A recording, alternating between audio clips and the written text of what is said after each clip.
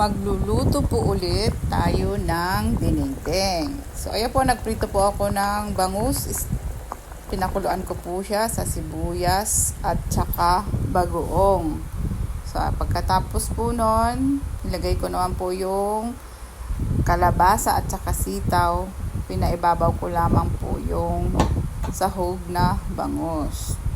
Pagkatapos po niyan, nilagay naman po natin yung bunga ng singkamas. So, ayan po yung bunga ng singkamas. Napakasarap po niyan. Manamis-namis.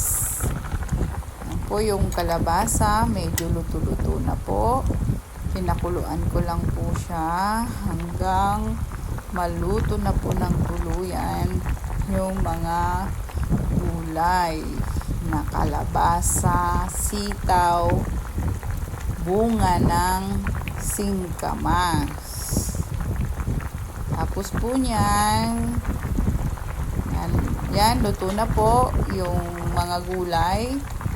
Yung sahog medyo nadurog na po, pero lumasa na po ito sa pinakasabaw. Tapos po, ilalagay naman po natin yung bulaklak ng kalabasa at saka katuray. Pinaibabaw ko lamang po ito dahil madali lang po siyang maluto. So, ayan na po. Tinakpan ko po muna para maluto po yung bulaklak.